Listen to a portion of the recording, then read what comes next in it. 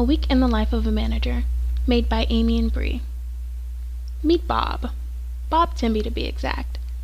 He is a Northwood graduate, and he's manager at Old Chemical for 3 years. In his off time, he likes to meet new people and make new experiences.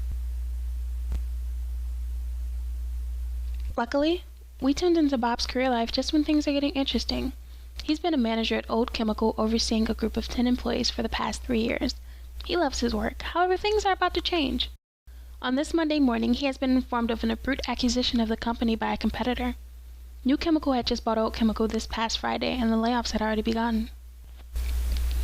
Bob was aware of talks about merging, but an acquisition was never mentioned. His employee team had been reduced by half. Speculation had already started among those who remained. Unsure and unable to provide answers to his uneasy employees, Bob decided to educate himself on the culture and structure of the new organization he was now part of. He went to his office, and as soon as he sat down at his desk, he received a newsletter from the new management. He skimmed to the important changes section. It stated, "While we are working hard to provide more information regarding the acquisition, we encourage our new employees to educate themselves on what we stand for. We are aware that past management did not inform staff of this planned organizational change. We understand that operations and daily tasks will be different for some of you. However, we have dedicated resources to employee wellness programs and training at your leisure. We value transparency as long as it maintains the integrity and security of our organization. You have our support and knowledge at your feet as we become one. New Chemical representatives will be around in the afternoon to bring clarity to your work and what exactly your job entails. Our IT department will send out information regarding new usernames, passwords, and install all the programs needed on your work devices by tomorrow morning. Welcome to the New Chemical family." Bob immediately went to New Chemical's corporate website. They were a multinational organization, while Old Chemical was solely domestic. This was a huge expansion as decisions were about to become decentralized. From the newsletter, Bob could tell that operations were about to possess a higher degree of formalization. They had assigned usernames and passwords, not to mention they had designated programs to work. This was nothing like the adhocracy he had experienced before. Bob slumped in his chair. The information overload became too much, and he slowly fiddled with the pen on his desk. His blinds were open, and he knew his employees would be watching him throughout the day. He sat up and knew that he would have to consistently assess short-term and long-term goals for the benefit of those who were even less certain than him. Bob knew that his manager hat had to be on securely, but he needed to fill an even bigger role as a leader first. His thoughts were interrupted by a knock at the door. His new supervisor was here. As he stood up to greet her, he glanced through the windows of his office. The New Chemical representatives were arriving, and the politics started to unfold for the rest of the day.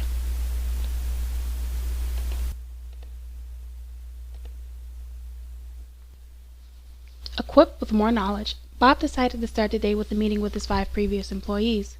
He knew his relationships with them needed to be reassessed, as well as expectations as Bob's span of control had increased.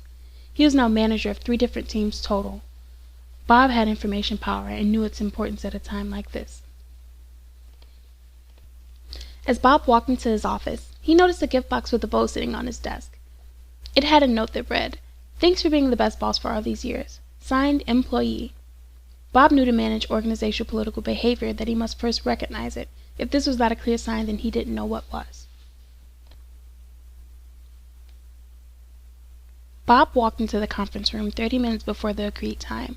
He needed to gather his thoughts and ensure that New Chemical's acquisition assisted its organizational development efforts. Previously, he had encouraged a low power distance between him and employees. Now, with more staff to supervise, he must acknowledge these changes and establish much greater power distance to protect his authority and ensure equal treatment of everyone. He knew that some of them would see it as a loss, but this compromise is needed with the expansion in addition to his team. As his 5 previous employees made their way into the conference room, he greeted each one with confidence and a warm smile. Reassuring them of their employment, he informed them of their new duties and the job enlargement that is due to occur. He suggested that it should be no issue as it falls within their zone of indifference. Informing them of the 2 extra teams he would be supervising, he mapped out the strategic consensuses that would take place between the teams. At the end of the meeting, he informed them that he still values them the same and that these new changes will be difficult for everyone. At the end of the day, if you have any questions or concerns, please let me know. We are in this together and I am learning the ropes with you. Teamwork, collaboration, and support is how we will adapt and overcome this. I will be in my office for the remainder of the day. My door is open to all of you. I have ordered lunch for all 3 teams in hopes that you all mingle during your lunch break. Let us show what Old Chemical can do and the possibilities that lie ahead with our new talent pool. Please continue with your training and putting your best foot forth. After getting all 3 teams acquainted with each other, it was now the first day where training was done and operations were expected to go into full swing. Bob thought he had paved the way for effortless productivity, but apparently not. Within the span of the first 2 hours, all 5 employees had come and asked for advice and feedback on their work. They were having trouble communicating with the other groups, and the new change had created an over-dependent relationship on Bob. His previous team had adapted a high uncertainty avoidance in order to fit into the new environment. Bob became quickly overwhelmed and knew he had to act.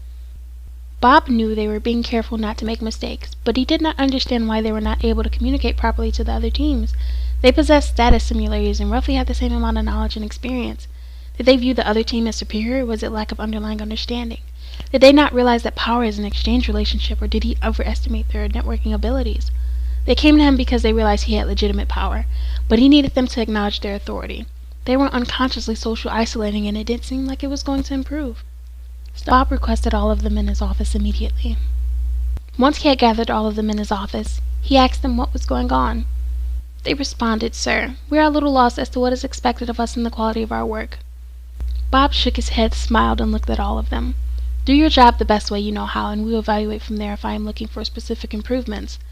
As long as your behavior requires actions consistent with your own values, those of society and those of the company, then you are acting ethically in the best interest of the organization.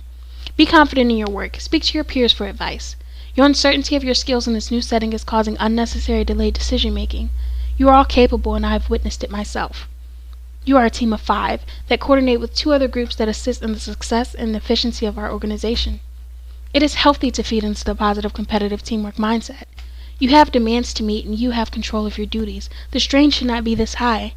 Do not be intimidated. If you are uncertain, ask the other teams for guidance. They understand that we are being acclimated and have provided resources. I cannot tell you how to do your job at every corner, but I can support you and encourage you to know your value has been transferred over from Old Chemical. I will hold a meeting with all 3 teams after lunch at 1 p.m. in the conference room. I will see you all then." After lunch, all 3 teams were present in the conference room. Bob watched from the outside before approaching the room and noticed there was very little mingling among the different groups. Bob entered. "Hey teams, I hope you all had a great morning and an even better lunch. Today, we're going to mix some things up a little until we all get comfortable with the new changes. I want each team to come up with a group name to be identified as. You will now be referred to as John Doe from Group A, B, or C. We are diminishing the association of departments with our names to encourage the concept of one. Under my supervision, we are one big team with subgroups.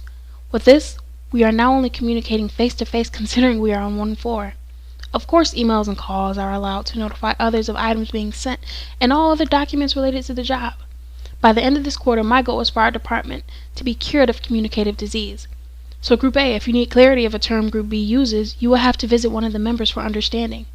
You all have new people to get to know on this big team that are not familiar with your tone, vocabulary, demeanor, not to mention different perceptions. This encouraged face-to-face interaction is supposed to be a gateway to a more healthy, harmonious work environment. Remember, when communicating, you affirm contact, clarify the implicit for best results. Thank you for a great past 2 days. I expect nothing less. I will see all of you around and you know where to find me." Once Bob retreated to his office, he thought he handled the situation well. He was pretty proud of the message delivered, but Bob had this feeling yesterday. Maybe it just isn't enough. Roughly an hour before the end of the workday, Bob dragged a table and a chair in the middle of the office floor and started setting up his desk. Intrigued, his employees all glanced over and questioned his actions.